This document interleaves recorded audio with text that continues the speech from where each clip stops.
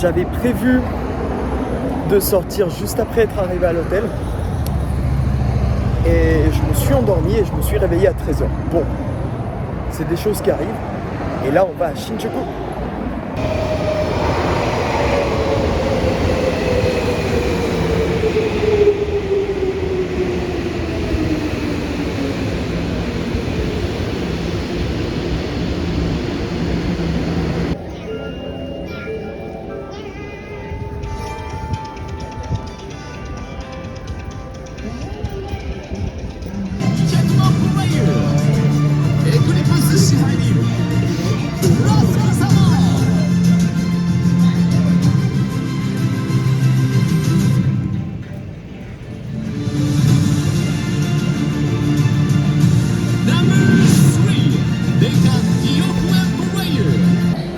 Allora,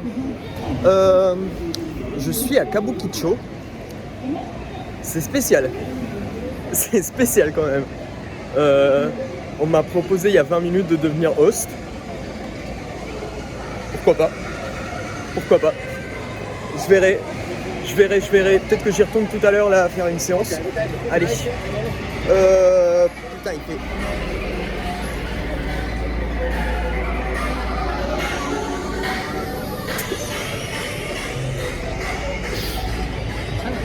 Bon, c'est spécial de fou le quartier, hein. Vraiment, c'est... Ouais. En fait, tous les 5 mètres dans les rues principales de Kabukicho, il y a un bouc qui m'arrête et qui me dit sex massage, happy endo. Et je suis en mode, bah non, bisous. Mais genre, c'est tellement décomplexé en mode... je pensais que c'était interdit, enfin, la prostitution est interdite au Japon. Et du coup, c'est juste des vides juridiques en mode des massages, des happy end, quoi, genre des trucs comme ça, mais genre, c'est trop bizarre en fait de se faire arrêter dans la rue pour qu'on nous propose de la prostitution. Enfin, c'est... Bon, en même temps, je suis à Kabukicho, donc oui, c'est le lieu. Mais c'était bizarre de fou.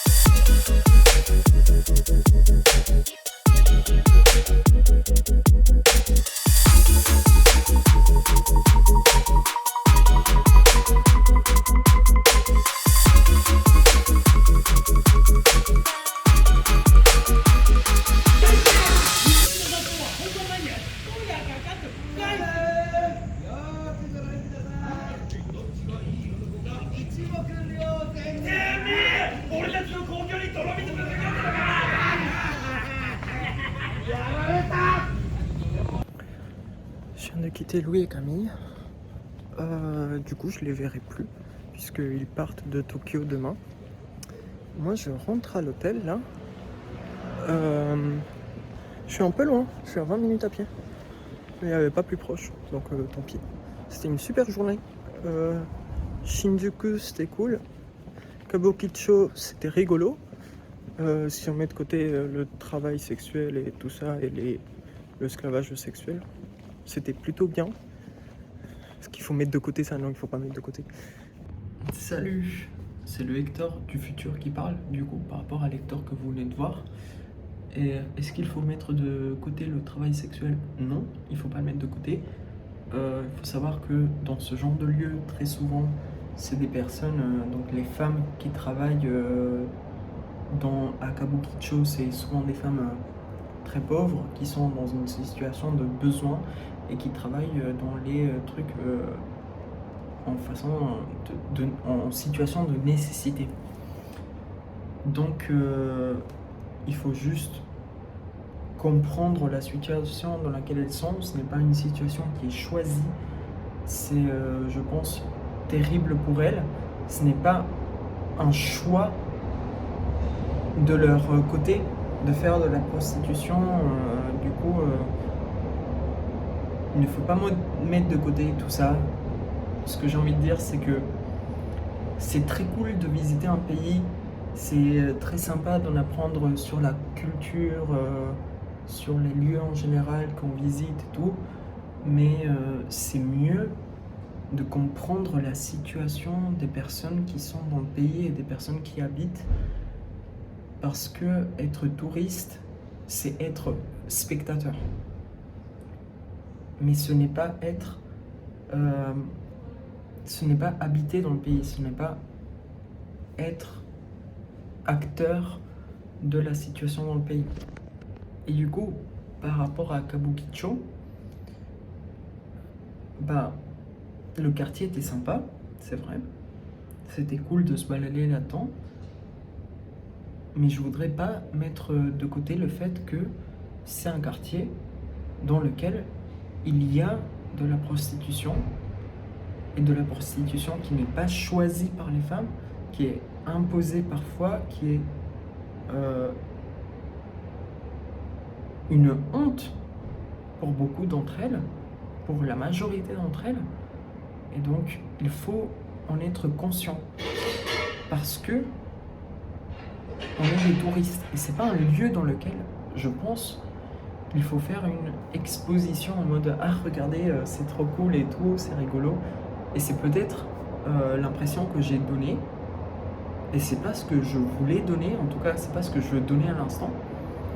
Donc, je mets ce disclaimer à la fin pour vous dire que lorsqu'on visite un pays, c'est très bien de visiter un pays, c'est très bien de regarder de nouveaux lieux, de observer de nouvelles cultures, tout ça. C'est aussi bien, c'est meilleur, je dirais, de comprendre les problématiques du pays et de comprendre pourquoi les personnes sont dans des situations pareilles. En tout cas, c'est ce que je voulais dire par rapport à ce que vous venez de voir de Kabukicho, le vlog sympa et tout. C'est quand même à relativiser, et c'est quand même important, je pense, de le dire. Enfin, je me voyais pas faire une vidéo sans parler de ça. Et aussi, en général, un pays n'est pas un produit de consommation. On a vu l'exemple en France avec toutes les manifestations qu'il y a eu en printemps par rapport à la réforme des retraites, des étrangers qui disaient c'est mon pire voyage en France, il y a des manifestations tout le temps. Mais oui, il y a des manifestations tout le temps parce que il y a des personnes qui se battent pour des droits, en fait. Il y a des personnes qui se battent pour des droits. Et la même chose est applicable au Japon, et elle est applicable à tous les pays qu'on visite. Parce qu'on est des touristes, parce qu'on reste 1 mois, 2 mois, 15 jours, et qu'ensuite on part, et on laisse le pays dans l'état. Mais le pays, lui, il continue de vivre. Les personnes, elles continuent d'y habiter. Et du coup, c'est pour ça que je dis qu'il ne faut pas voir le tourisme comme un produit de consommation.